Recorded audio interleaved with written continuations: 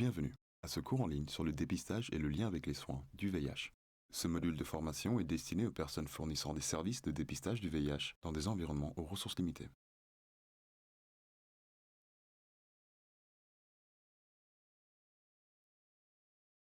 Ce module a été développé pour soutenir l'initiative Fast Track Cities, une initiative mondiale qui cherche à utiliser le potentiel unique des communautés locales pour accélérer la riposte au VIH afin de mettre fin au sida en tant que menace publique d'ici 2030. Plus de 300 villes et municipalités du monde se sont jointes au réseau Fast Track Cities. Les principaux partenaires de l'initiative Fast Track Cities sont l'ONU-SIDA, l'International Association of Providers of AIDS Care, l'Association internationale des prestataires de soins contre le sida, l'IAPAC et ONU Habitat.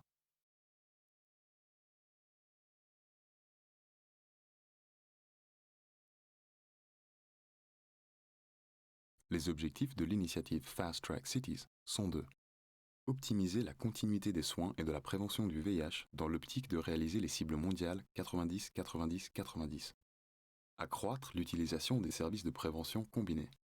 Mettre en œuvre les politiques de traitement global et local au sein des cliniques de ville. Réduire à zéro l'impact négatif de la stigmatisation et de la discrimination. Et établir une plateforme web commune pour le suivi en temps réel des progrès. Ce module résume les principaux recommandations de l'OMS pour le dépistage du VIH et l'établissement de liens avec les services de soins.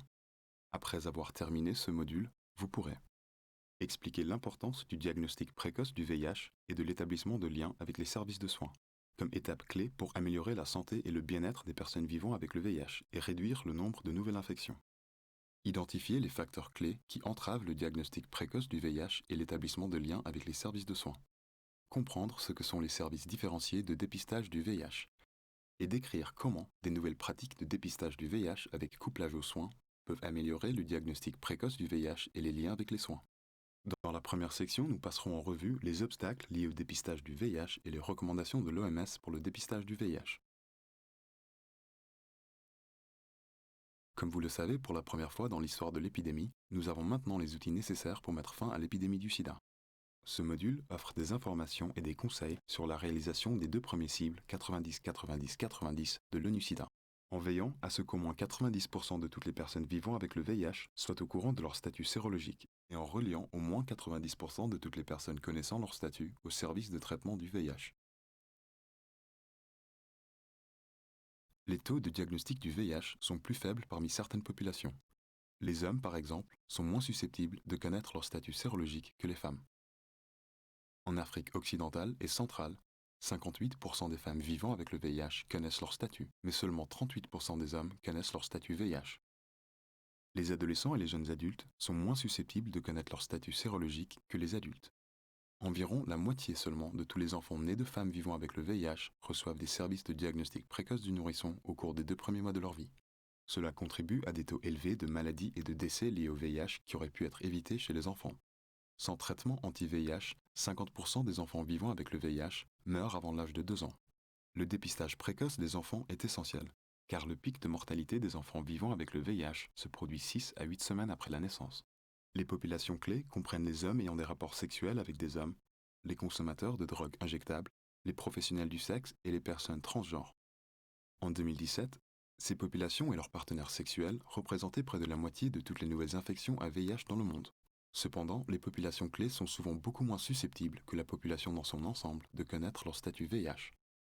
La stigmatisation et la discrimination sont les principales raisons pour lesquelles de nombreuses populations clés ne recherchent pas de services de dépistage du VIH.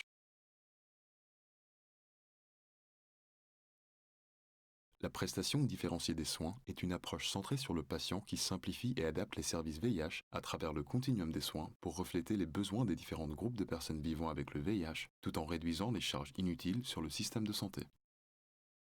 Dans le contexte du dépistage, la prestation différenciée vise à développer des stratégies de dépistage spécialisées pour identifier les personnes vivant avec le VIH qui ne connaissent pas encore leur statut et les mettre en lien avec des services de soins s'ils se révèlent positifs ou services de prévention s'ils se révèlent négatifs. Nous allons maintenant examiner le cadre de dépistage différencié développé par l'International AIDS Society et ses partenaires.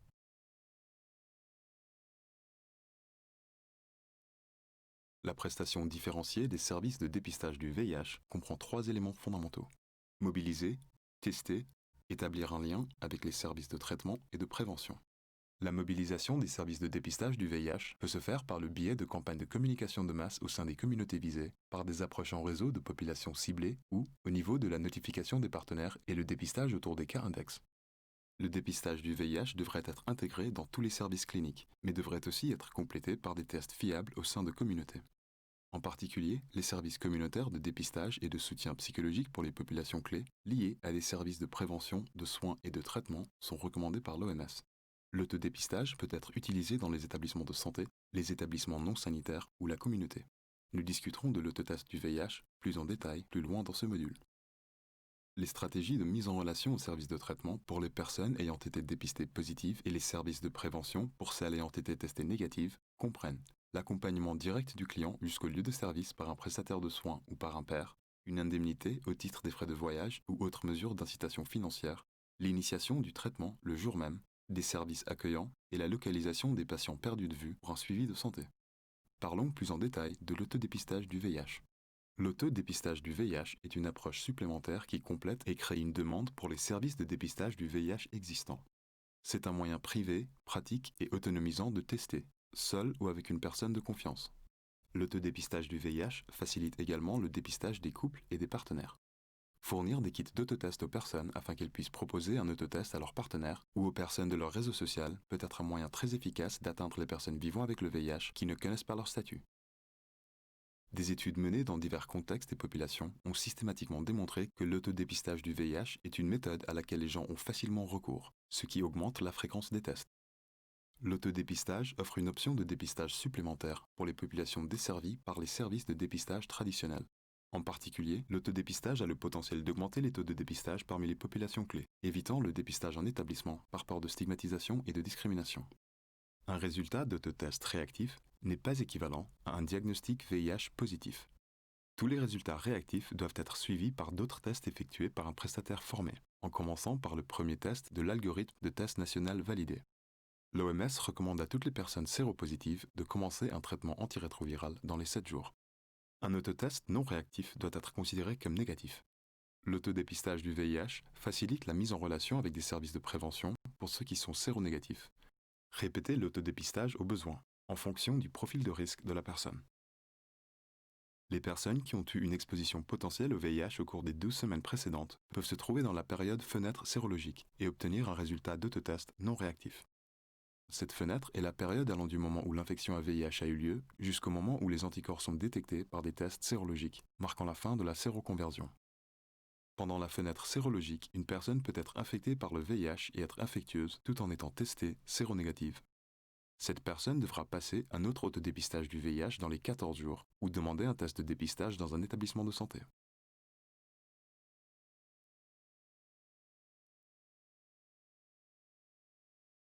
Nous allons maintenant nous pencher sur les obstacles à l'accès au diagnostic précoce du VIH chez les nourrissons et sur le rôle des tests virologiques à réaliser sur le lieu des soins. Le recours au laboratoire central pour le diagnostic précoce du nourrisson, appelé EID, est insuffisant.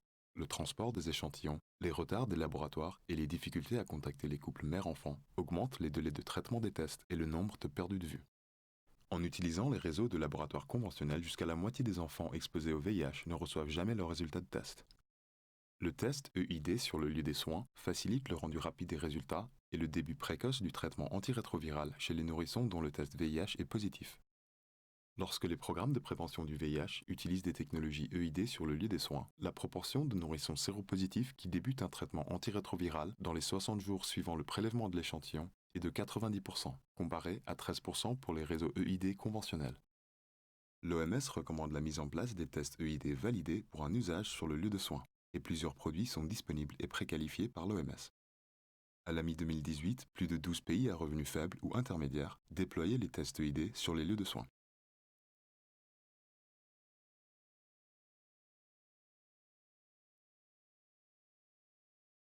Les directives mises à jour de l'OMS sur les services de dépistage du VIH soulignent la nécessité d'étendre les services de dépistage au-delà des établissements de santé.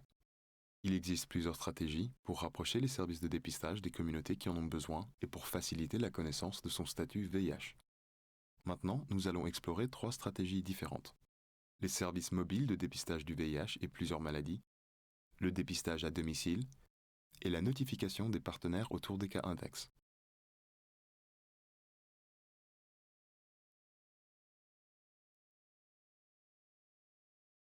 Au lieu de promouvoir et de proposer le dépistage du VIH en tant qu'intervention unique, les approches multimaladies considèrent le dépistage du VIH comme l'un des nombreux risques de santé pour lesquels les personnes peuvent être dépistées, y compris l'hypertension, le diabète, le paludisme, le cancer du col utérin et la tuberculose. Le dépistage multimaladie peut permettre au patient d'obtenir beaucoup d'informations sur son statut de santé. Cette approche a été utilisée avec succès dans divers contextes pour obtenir une augmentation rapide de connaissance du statut VIH. Au Cap, la Tutu Tester Mobile, une initiative de la Desmond Tutu HIV Foundation, se rend dans les quartiers les plus touchés par les maladies transmissibles pour proposer des dépistages du VIH et de la tuberculose, des contrôles de la pression artérielle et répondre aux besoins en termes de planification familiale. L'essai SEARCH, dans 32 communautés rurales en Ouganda et au Kenya, a évalué une intervention multimaladie qui comprenait des forums de la santé de 2 semaines qui proposaient un dépistage du VIH, de l'hypertension, du diabète, du paludisme, du cancer du col de l'utérus et offrait de répondre aux besoins en termes de planification familiale et d'un suivi à domicile post-dépistage pour les populations ne fréquentant pas le forum de la santé. Cette initiative a permis à plus de 90% de la population de connaître leur statut VIH.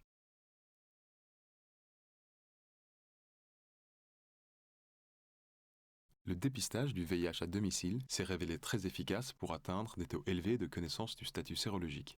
Avec le dépistage à domicile, des prestataires formés et laïcs font du porte-à-porte dans une communauté, offrant un dépistage rapide du VIH à tous les membres du ménage. Les tests à domicile sont particulièrement efficaces pour atteindre les enfants et les personnes qui n'ont jamais été testées. Les informations recueillies sont moins claires en ce qui concerne le succès des tests à domicile pour les hommes et les adolescents. Par exemple, comme les hommes travaillent généralement à l'extérieur de la maison, ils sont susceptibles de rater à de nombreuses occasions les initiatives visant à offrir des tests à domicile.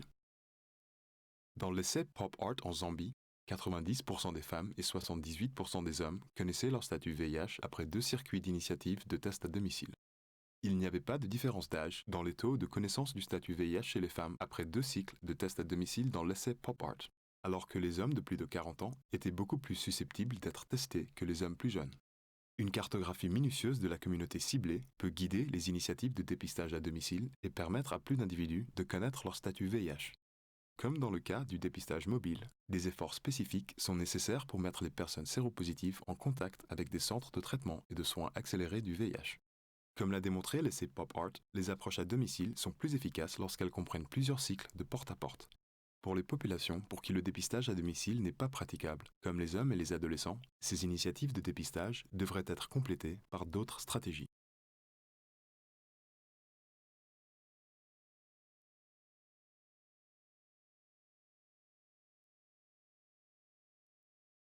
L'OMS recommande que la stratégie de notification aux partenaires soit intégrée dans les programmes de dépistage et de traitement du VIH. La notification ne peut porter que sur les partenaires sexuels ou partenaires de drogue injectable des personnes vivant avec le VIH. Dans les environnements à haute prévalence d'infection, l'offre systématique d'un dépistage du VIH à tous les membres du ménage d'une personne séropositive est conseillée. Il existe plusieurs approches possibles pour la notification aux partenaires.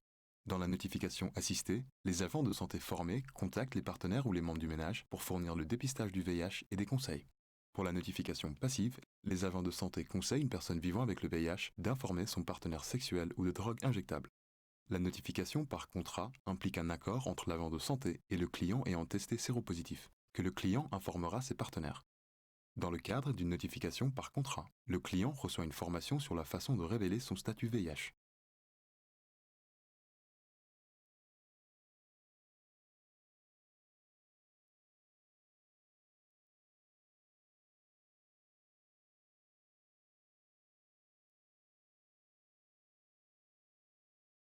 Les stratégies de notification des partenaires augmentent considérablement le diagnostic des personnes vivant avec le VIH, l'identification des couples sérodiscordants et facilitent les liaisons des personnes testées avec les soins du VIH.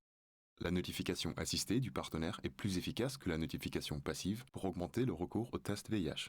Toutes les formes de notification aux partenaires doivent être volontaires et seuls les prestataires de santé formés doivent entreprendre ces derniers. L'implication des forces de l'ordre n'est pas appropriée.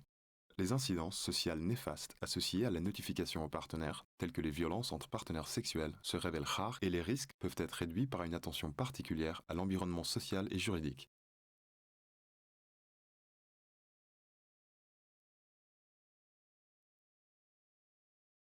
Maintenant que nous avons examiné les défis et les obstacles au dépistage du VIH ainsi que les moyens de les surmonter, examinons les obstacles et les stratégies pour la liaison avec les soins du VIH. À l'échelle mondiale, en 2017, seulement 59% des personnes vivant avec le VIH avaient été mises en relation avec un établissement de santé offrant soins et traitements antirétroviraux, bien que ce taux puisse varier de 44 à 79% selon l'ONU-SIDA. L'OMS recommande qu'un lien soit établi dans les 7 jours entre les personnes nouvellement diagnostiquées et les services de soins. L'initiation du traitement antirétroviral le jour même est recommandée si la personne est prête. Il existe 3 catégories d'obstacles qui empêchent l'établissement de liens entre les personnes nouvellement diagnostiquées et les services de soins. Le premier ensemble d'obstacles est systémique, c'est-à-dire basé sur des questions de disponibilité et d'accessibilité. Par exemple, une personne testée séropositive dans une région éloignée peut avoir à parcourir un long chemin pour un traitement anti-VIH.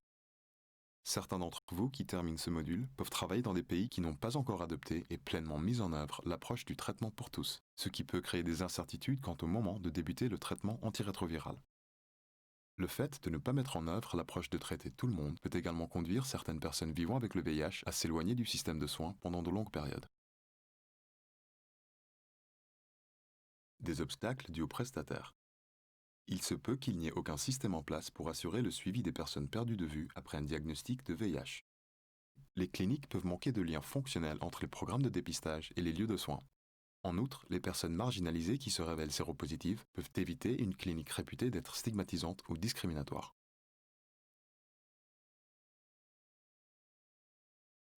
Enfin, il existe des barrières dues aux clients, telles que la peur et/ou la stigmatisation intériorisée, qui peuvent dissuader les personnes séropositives à rechercher des soins médicaux. De plus, une personne qui n'est pas éduquée ou conseillée après un test VIH positif peut ne pas comprendre l'importance d'un début immédiat du traitement VIH. D'autres obstacles dus aux clients peuvent être liés au cadre et à l'acceptabilité de l'agent de santé, à la confidentialité et à la confiance. L'OMS a identifié les bonnes pratiques suivantes pour assurer des liens avec les services de soins. Le dépistage du VIH à domicile et le début précoce du traitement antirétroviral. La mise à disposition décentralisée de traitements antirétroviraux intégrés à des modèles de soins différenciés. Les technologies de communication telles que les rappels SMS. Des services intégrés. L'accompagnement direct du patient par un pair.